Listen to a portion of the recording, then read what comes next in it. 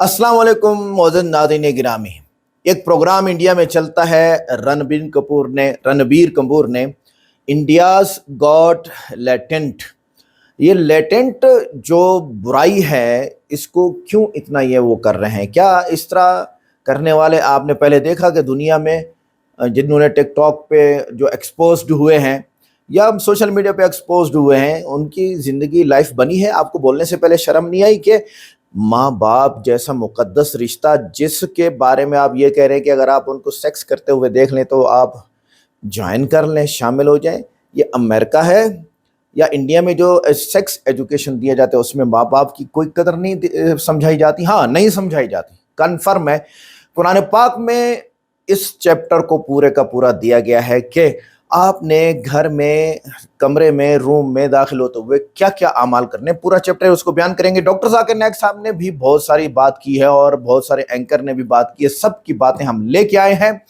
Video को like करें, channel को सब्सक्राइब करें, वीडियो को व्हाट्सएप पे जरूर शेयर करें, कमेंट करके बताएं वीडियो कैसी लगी। एक बात बता रहा हूं, कुछ लोग एतराज कर रहे हैं कि आप इस कंटेंट पे क्यों काम करते हैं। हम इनके कंधे पे बंदूक रख के इस्लाम की बात को जरूर पहुंचाएंगे क्योंकि ज्यादा रीच इन्हीं को मिलती है।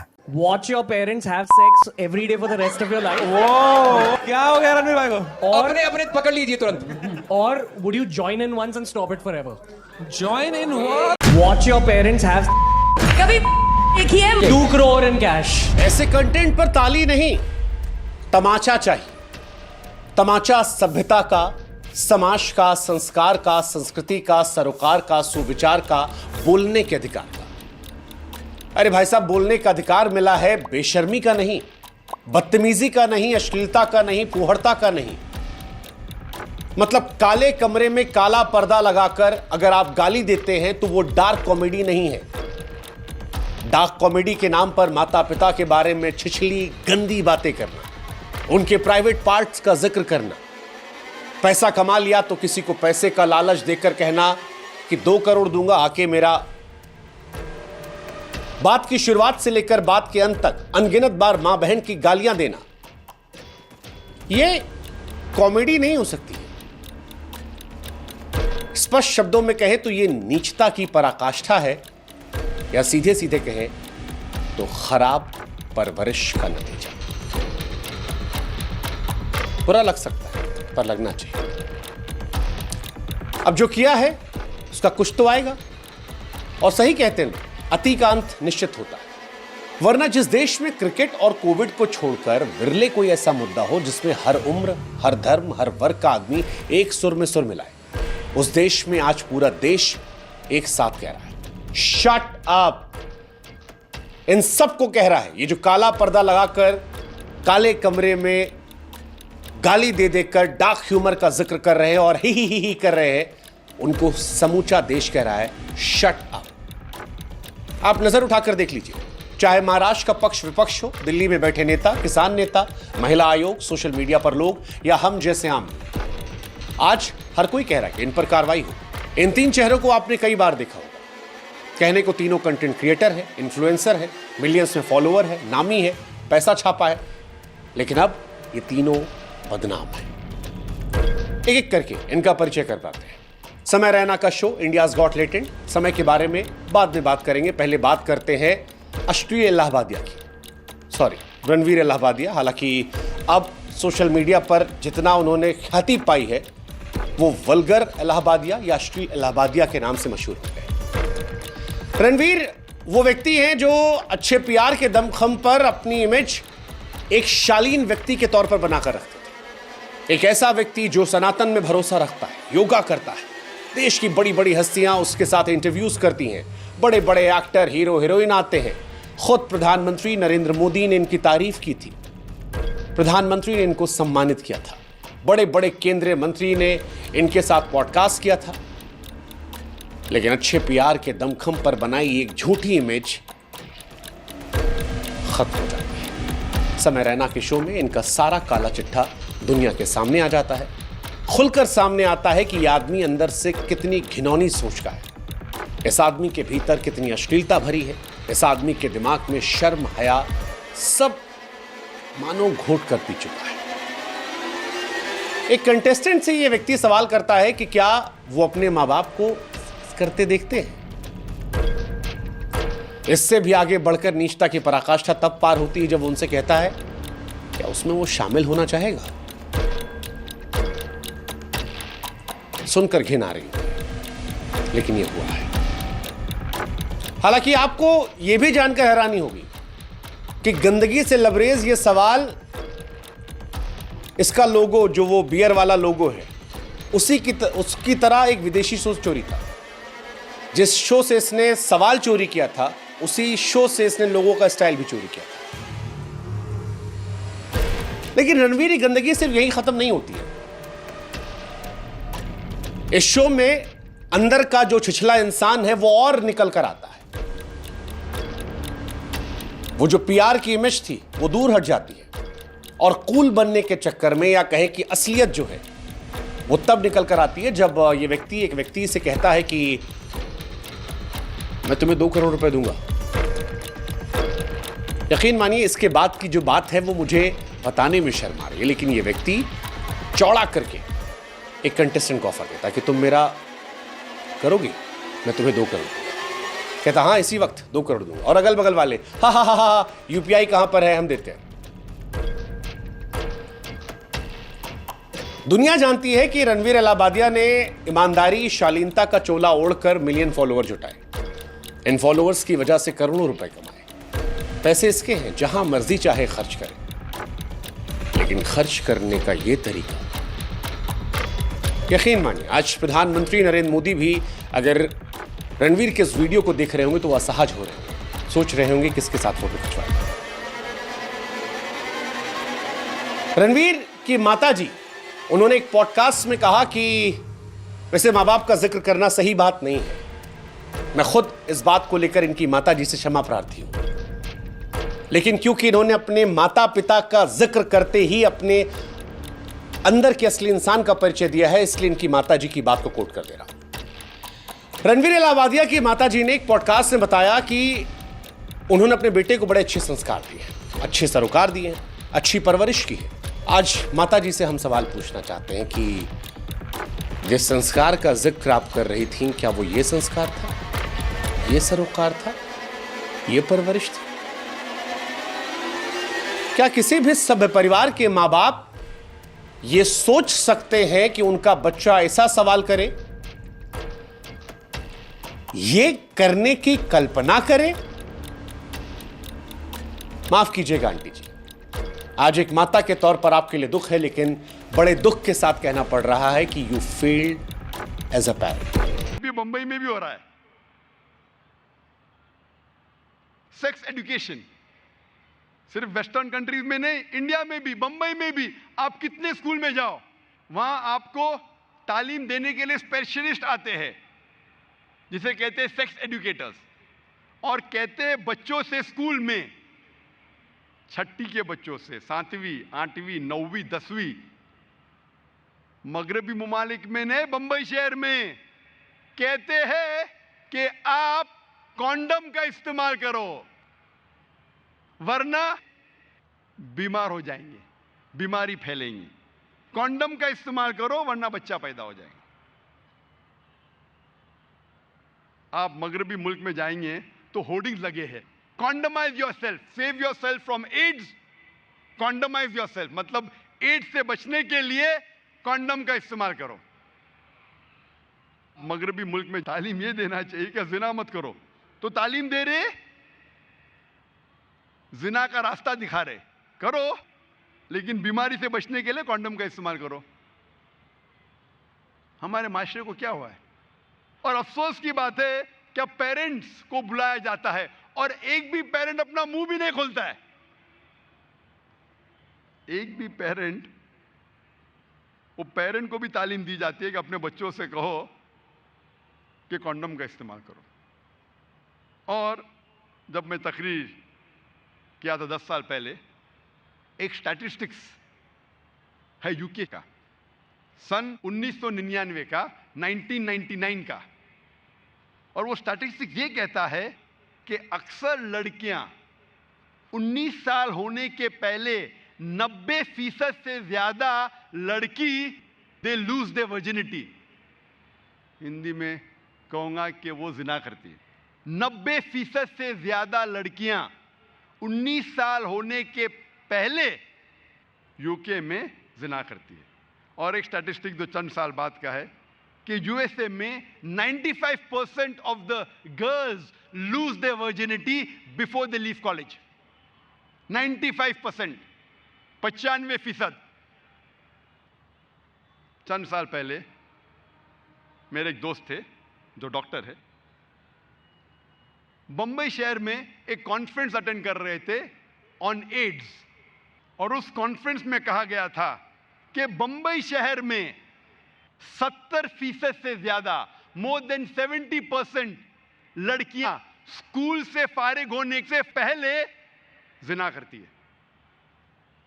मुझे यकीन नहीं हुआ कि बंबई शहर में, इंग्लैंड में हो सकता है, यूएसए में हो सकता है, बंबई शहर में मेडिकल कॉन्फ्रेंस ऑन एड्स 70% से ज्यादा लड़कियां they lose their virginity. Urdu में कहूंगा जिना करती है 70%। 10 लड़कियां जो स्कूल में जा रही बंबई शहर में, 10 में से 7 जिना कर रही है। कान को यकीन नहीं होता। यह भी स्टैटिस्टिक्स से चंद साल पहले की। हम क्या सिखा रहे हैं हमारे बच्चों को? इसीलिए जब एक सर्वे किया गया था यूके में, इंग्लैंड में, सिंगल सेक्स स्कूल और कोएड स्कूल के दरमियान एक सर्वे हुआ था, स्टडीज, कि जो स्कूल में सिर्फ एक जिन्स के बच्चे पढ़ते, सिर्फ लड़कियां या सिर्फ लड़के, और दूसरी जगह कोएड स्कूल, लड़के लड़कियां साथ में पढ़ती है, the results of a single sex school, जो तालीम का जो मयार है और जो रिजल्ट्स है कामयाबी एग्जामिनेशन में, सिंगल सेक्स एक जिन्स की स्कूल में और बेहतर है। जहां सिर्फ लड़कियां पढ़ते स्कूल में या सिर्फ लड़के पढ़ते, उसका रिजल्ट इम्तिहान में और बेहतर है बनिस्बत कोएड स्कूल के। क्योंकि कोएड स्कूल में बच्चे एक दूसरे से कंपटीशन लगाते कि कैसे अपने ऑपोजिट सेक्स में हीरो या हीरोइन बने, कैसे मुतासिर करे अपने दूसरे जिन्स को। लड़का लड़की को मुतासिर करना चाहता है और लड़की लड़के को। इसीलिए यूके गवर्नमेंट सोच रही थी कि हम और सिंगल सेक्स स्कूल खोले, एक जिन्स की स्कूल खोले। इस्लाम की तरफ आ रहे। ये थी मगरबी तालीम। मैं मिसाल दूंगा अभी ईसाई स्कूल के बारे में। हिंदुस्तान को अंग्रेज तो छोड़ के गए, लेकिन तालीम की बुनियाद अब भी क्रिश्चियन मिशनरीज के हाथ में है। हिंदुस्तान में कई स्कूल है। अक्सर जितने स्कूल है हम जानते हैं, मेजॉरिटी जो एजुकेशन, जो बुनियादी एजुकेशन की तालीम है, अक्सर शहरों में वो क्रिश्चियन कॉन्वेंट स्कूल्स कर रहे हैं। और कई स्कूलों में बच्चों को किस तरीके से मुतासिर किया जाता है उसकी मिसाल दूंगा मैं। अक्सर स्कूल में, चाहे बम्बे में हो, दिल्ली में हो, बेंगलोर में हो, हैदराबाद में हो, अक्सर स्कूल में सुबह को उन्हें दुआ करनी पड़ती है ईसा अलैहिस्सलाम को, नौज़ुबिल्लाह, क्योंकि ईसाई मानते हैं क्या ईसा अलैहिस्सलाम खुदा है, नौज़ुबिल्लाह। और हर सुबह हमारे बच्चे ईसा अलैहिस्सलाम से दुआ करते हैं। फिर भी हम लाखों रुपया डोनेशन दे रहे, रिश्वत दे रहे स्कूल में दाखिल करने के लिए, ताकि हमारे बच्चे हर सुबह शिर्क करें। वो तो क्या देखा जाएगा, मैं बच्चे को घर पे सिखाऊंगा। अफसोस की बात है कि बंबई तो छोड़िए, हमारे इलाके में जहां मेरा इदारा है इस्लामिक रिसर्च फाउंडेशन, उस मोहल्ले का नाम है डोंगरी। मैं स्कूल का नाम नहीं लूंगा। डोंगरी में एक मुसलमान की स्कूल है जहां बच्चे 95% से ज्यादा, 95% से ज्यादा मुस्लिम पढ़ते हैं, मैनेजमेंट मुस्लिम। लेकिन वो स्कूल के कैलेंडर में जो प्रेयर्स पढ़ेंगे, O Lord give us our day ah daily bread, Bible के कोटेशन है, ईसा अलैहिस्सलाम से नौज़ुबिल्लाह कह रहे हैं कि वो हमारा रब है और उससे दुआ कर रहे हैं। आप सोच सकते, मुस्लिम मैनेज स्कूल, 95% मुसलमान पढ़ रहे हैं, मैनेजमेंट मुस्लिम, और बच्चे हर रोज बाइबल के वर्सेस पढ़ते सुबह को। जब पता चला तो हमने मैनेजमेंट से कांटेक्ट किया। अल्हम्दुलिल्लाह खुशी की बात है कि उनने उस दुआ को बदल दी, लेकिन कितने सालों से पढ़ा रहे थे मैं ये नहीं जानता हूं। कुछ स्कूल में आप देखेंगे कि नन्हे बच्चों को किस तरीके से उनके जहन को भड़काया जाता है। मिसाल के तौर पे कुछ स्कूल है जो हर सुबह में बच्चों से दुआ करवाते हैं, या अल्लाह हमको चॉकलेट दे, कोई चॉकलेट नहीं मिलती। हे राम मुझे चॉकलेट दे, कोई चॉकलेट नहीं। ओ जीसस मुझे चॉकलेट दे, और ऊपर से चॉकलेट गिरती है। वो बच्चे के जहन में क्या गुजरेंगी? वो सोचेगा कि मैं अल्लाह से फरमान करता हूं, अल्लाह से दुआ करता हूं, कोई जवाब नहीं। राम से दुआ करता हूं, कोई जवाब नहीं। ईसा अलैहिस्सलाम से दुआ करता हूं, फौरन चॉकलेट मिलती है मुझे। फिर चॉकलेट के रैपर पे लिखा होता है या अल्लाह। बच्चा चॉकलेट को खोल के खाता है, चॉकलेट कड़वी होती है। चॉकलेट के रैपर पे लिखा होता है हे राम, चॉकलेट खोलते खाती है, चॉकलेट कड़वी होती है। चॉकलेट के रैपर पे लिखा होता है ओ जीसस, बच्चा चॉकलेट खाता है, चॉकलेट मीठी होती है। एक लफ्ज कहे बिना उस बच्चे के जहन पे फौरन, उस नन्हे से बच्चे के जहन पे ये समझ में आता है कि ईसा अलैहिस्सलाम हमारा कहना मानते और हमें अच्छी चीजें देते हैं। ऐसी कई मिसाल है। मैं और एक मिसाल दूंगा। स्कूल में बच्चे पिकनिक के लिए जाते, कुछ स्कूल में साल में एक बार, कुछ स्कूल में साल में 2 बार। जब पिकनिक पे जाते तो बस खराब हो जाती है, तो टीचर कहती है अभी दुआ करो कि बस अच्छी हो जाए। बोलो बच्चों या अल्लाह, बस शुरू हो जाए। तो या अल्लाह बोलते, इग्निशन देता है ड्राइवर, बस नहीं शुरू होती। हे राम बस को ठीक कर दे, इग्निशन देता है ड्राइवर, बस सीधी नहीं होती। ओ जीसस बस को ठीक कर दे, और बस ठीक हो जाती, कर शुरू हो जाती है। उस बच्चे के जहन पे, नन्हे से बच्चे के जहन में ये मालूम हो जाता है कि मेरा मददगार सिर्फ ईसा अलैहिस्सलाम है, नौज़ुबिल्लाह, और वो ही हमारा ईश्वर है। वालिदैन का फर्ज है कि अपने बच्चों को सही तालीम दे और सही। तो नाज़रीन गिरामी, ये थी आज की इंटरेस्टिंग वीडियो जिसमें डॉक्टर ज़ाकिर नाइक साहब ने कंप्लीट बात रख दी सही तालीम देने की। ये एक फितरी तालीम है, सेक्स एजुकेशन, इसके देने की ज़रूरत नहीं थी। ये जो इस वक्त के अवाम ये एजुकेशन ले रही है, इससे पहले इनके माँ बाप ने ये एजुकेशन ली थी, ये कैसे पैदा हो गए? तो ये गलत है, ये सिर्फ और सिर्फ पखंडबाजी है और कुछ भी नहीं है। ये जो रणबीर है और इलाहाबादी, इलाहाबाद तो बहुत अच्छा नाम है जिसको अल्लाह ताला ने आबाद किया हो और वगैरह वगैरह, लेकिन क्योंकि अल्लाह ताला ने ऐसे लोगों के बारे में कुरान पाक में फरमा दिया है उलाइका कल अनआम बल हुम अज़ल, कि ये तो जानवरों की तरह हैं और बल्कि इनसे भी गए गुजरे हैं, क्योंकि ये गैर मुस्लिम है और इनको माँ बाप की तमीज़ बिल्कुल है ही नहीं। चेजा के इंडियन कल्चर तो एक अच्छा कल्चर समझा जाता है, मुस्लिम हो हिंदू हो, माँ बाप की इज़्ज़त करना सब सिखाते हैं। माँ बाप को चाहिए कि वो बच्चों को बोलना सिखाएं कि आपने अपने दोस्तों में और अपने फ्रेंड्स में, अपने स्कूल में सबके साथ बैठ के कैसे बात करनी है। नबी अलैहिस्सलाम ने फरमाया कि मन कान युमिनु बिल्लाह, हज़रत मोहम्मद सल्लल्लाहु अलैहि वसल्लम हमारे नबी, मुसलमानों के नबी ने फरमाया है, तुम्हारे भी नबी हैं लेकिन आप लोग नहीं मानते हो। फरमाया कि मन कान युमिनु बिल्लाह वल यौमिल आखिर फल्यकुल खैरन अव लियस्मुत औ कमा क़ाल अलैहि सलातु वस्सलाम, कि जो अल्लाह और उसके रसूल पर आखिरत के दिन पर ईमान रखता है, ये मोमिन है, मुसलमान है, उसको चाहिए तो या तो अच्छी बात करे या खामोश रहे। इस्लाम की तालीमात देखें तो आप अगर ये खामोश रहते तो इतना आप वायरल ना होते। हुकूमत का फ़र्ज़ बनता है कि वो रूल्स बनाए। क्या आप यूट्यूब के ऊपर बैठ के इतने फ्री आप नहीं हो सकते। चीज़ें कि यूट्यूब की पॉलिसी है कि आप मुंह से कुछ बोलो। अभी इसी महीने में फरवरी 2025 में एक पॉलिसी इनकी आई है कि आप गाली नहीं दे सकते।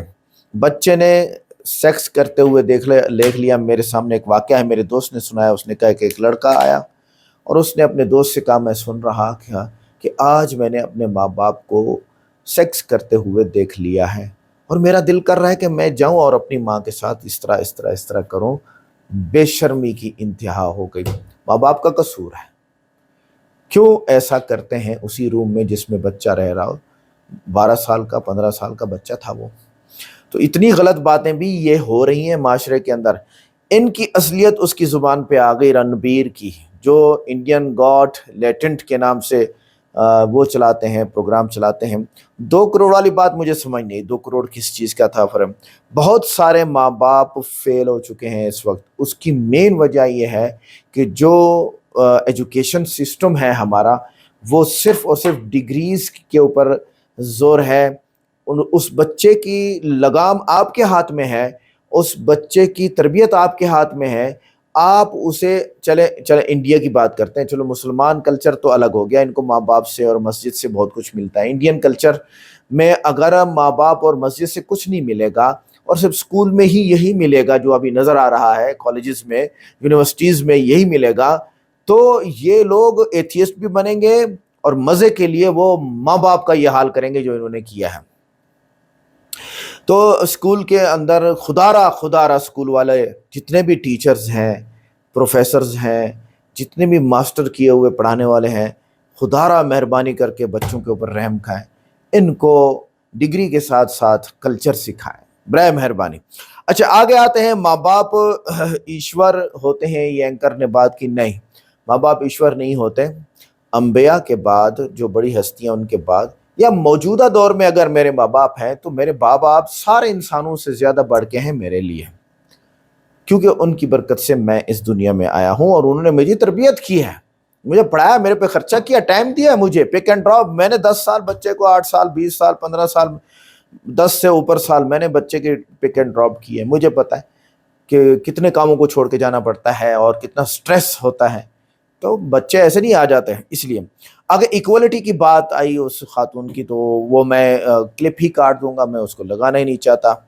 और एजुकेशन, सेक्स एजुकेशन फितरत की तालीम है और ये फितरत पहले से जो मौजूद है, इसको हम कहते हैं तहसील हासिल। एक चीज़ मौजूद है, आप उसकी कोशिश करें। पागल हैं ये सारे। अब आते हैं कुरान पाक के उस चैप्टर की तरफ जिसमें बताया कि घर में आपने कैसे रहना है। ए ईमान वालो, अपने घरों के सिवा दूसरे घरों में दाखिल ना हो जब तक कि इजाज़त ना मिल जाए, और इनके रहने वाले पर सलाम ना भेज लो, ये तुम्हारे लिए बेहतर है ताकि तुम नसीहत हासिल करो। यानी इजाज़त मिले बगैर घर में दाखिल मत हो। अब इससे मुताल्लिक़ अहदीस मुबारक, एक हदीस में नबी अलैहि सलाम ने एक सहाबी को फरमाया, तुम अपने माँ के कमरे में बगैर इजाज़त के नहीं जाना, वरना तुम वो देखोगे जिसकी तुम्हें सोच ही नहीं होगी, कभी तुम्हारा ख्याल ही नहीं होगा। उस दौर में, हज़रत मोहम्मद सल्लल्लाहु अलैहि वसल्लम के दौर में, वहाँ पर खजूर की चटाइयाँ बना के दरवाज़ों पे लटका दिया करते थे। कुंडे, दरवाजे, लॉक कुछ था ही नहीं, उस वहाँ का सिस्टम ही ऐसा था। तो ये हुक्म नाजिल हुआ कुरान पाक में भी, अहदीस मुबारक में भी, कि आप अपने बाप, अपने भाई, अपने बहन के दरवाजे को बचाएंगे, इजाज़त मिलेगी तो जाएंगे, वरना नहीं जाएंगे। आगे आते हैं रसूलुल्लाह सल्लल्लाहु अलैहि वसल्लम से घर में दाखिल होने की इजाज़त एक सहाबी ने तलब की और कहा कि क्या मैं दाखिल हो जाऊं? तो नबी करीम सल्लल्लाहु अलैहि वसल्लम ने पास बैठे हुए खादिम से फरमाया कि जाओ और इसे इजाज़त तलब करना सिखाओ और कहो अस्सलाम वालेकुम, क्या मैं दाखिल हो जाऊं? इस शख्स ने यह सुना और कहा अस्सलाम वालेकुम, क्या मैं दाखिल हो जाऊं? नबी करीम सल्लल्लाहु अलैहि वसल्लम ने इजाज़त दी और वो दाखिल हो गया। यहाँ पर नबी अलैहि सलाम ने यह फरमाया कि आप दरवाजे के सामने खड़े होकर भी इजाज़त नहीं लेंगे। दरवाजे से साइड पे खड़े होकर इजाजत लेंगे कहीं भी दरवाजा। सुनन अबी दाऊद किताबुल अदब बाबू कैफल इस्तिज़ान हदीस नंबर 5177। अगली हदीस सुने। हज़रत मोहम्मद सल्लल्लाहु अलैहि वसल्लम कमाल है, करोड़ों अरबों खरबों क़यामत तक रहमतें नाज़िल हों हमारे नबी पर, हमारी दुआ है। कलदा इब्ने हम्बी से रिवायत है कि मैं रसूलुल्लाह सल्लल्लाहु अलैहि वसल्लम के पास बगैर सलाम किए दाखिल हुआ। रसूलुल्लाह सल्लल्लाहु अलैहि वसल्लम ने फरमाया वापस जाओ और कहो अस्सलाम वालेकुम, क्या मैं दाखिल हो जाऊं? यानी वो बगैर इजाज़त के अंदर दाखिल हो गया सहाबी। अब मत जाओ, वहाँ जाओ, कहो बोलो अस्सलाम वालेकुम, मैं दाखिल हो जाऊं, फिर आ जाओ। सुनन अबी दाऊद किताबुल अदब बाब कैफल इस्तिज़ान हदीस नंबर 5178। अगली तीसरी हदीस आपके सामने मैं बयान करता हूँ जी। तीसरी हदीस यह अबू सईद खुदरी रज़ियल्लाहु अन्हु से रिवायत है कि मैं अंसार की एक मजलिस में बैठा था कि अचानक अबू मूसा अशरी रज़ियल्लाहु अन्हु घबराए हुए आए और कहा कि मैंने हज़रत उमर रज़ियल्लाहु अन्हु से 3 मरतबा अंदर आने की इजाज़त तलब की मगर मुझे इजाज़त ना मिली, तो मैं वापस आ गया। हज़रत उमर रज़ियल्लाहु अन्हु ने पूछा तुम्हें किस चीज़ ने रोका? अबू मूसा रज़ियल्लाहु अन्हु ने कहा कि मैंने 3 मरतबा इजाज़त तलब की लेकिन मुझे इजाज़त नहीं मिली, तो मैं वापस आ गया, क्योंकि रसूलुल्लाह सल्लल्लाहु अलैहि वसल्लम फरमाया जब तुम में से कोई 3 मरतबा इजाज़त तलब करे और उसे इजाज़त ना मिले तो वो वापस चला जाए, अंदर मसरूफ़ है, कपड़े उतारे हुए हैं, पहन रहा है, कोई और काम में मसरूफ़। आजकल अटैच बात है, कमरा खाली है, बंदा अटैच रूम वाशरूम में है और वो 2 नंबर कर रहा है जी। अब बताइए क्या होगा? तो इसलिए 3 बार बजाइए, उसे डिस्टर्ब ना कीजिए कि उसका काम भी अधूरा रह जाए और अब वापस चले जाइए, आधे घंटे बाद दोबारा आ जाए, आपका काम हो गया। तो उमर रज़ियल्लाहु ताला अन्हु ने फरमाया तुम्हें इस हदीस की गवाही देनी होगी वरना मैं तुम्हें सज़ा दूंगा।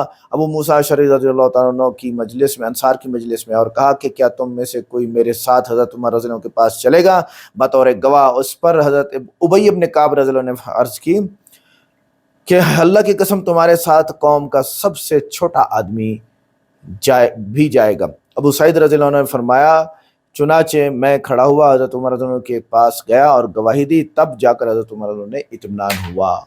अब बताइए, यानी सहाबा किराम, सही बुखारी किताबुल इस्तिज़ान हदीस नंबर 6245। इस्लाम ये सिखाता है, इस्लाम ये सिखाता है, आज जोक है कल हकीकत बन जाएगी। अगर तुम लोग ऐसा करोगे बैठ के, इंडियन गॉट लेटेंट वालों, अगर आप लोग बैठ के ऐसे करोगे, हो सकता है कि अब यूट्यूब तक भी ये बात पहुंचे। तो आज की वीडियो इंटरेस्टिंग इतना ही थी, मिलते हैं नेक्स्ट वीडियो में। अस्सलाम वालेकुम।